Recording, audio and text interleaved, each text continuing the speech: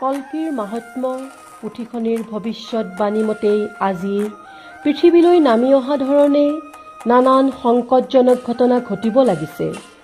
কৃষ্ণগুৰু প্ৰভু ঈশ্বৰে ভৱিষ্যৎবাণী কৰা পুথিখনিৰ ২০ নম্বৰ পৃষ্ঠাটোত আছে, মানৱ সমাজত নানা অচিন ব্যাধিয়ে দেখা দিব।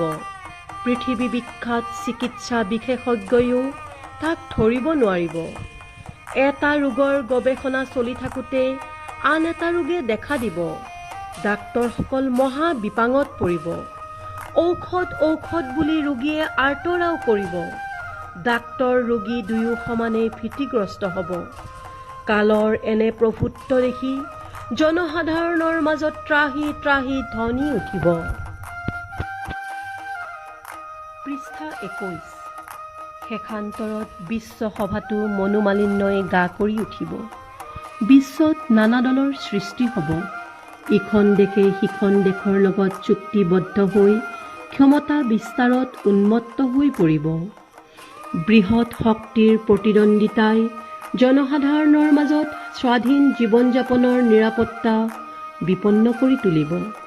এনেদৰে সৃষ্টি ধ্বংসৰ উৎপাত ক্ৰমে বাঢ়ি গৈ সমগ্ৰ বিশ্ব ছাতি ধৰি চৰম সীমাত উপনীত হ'ব।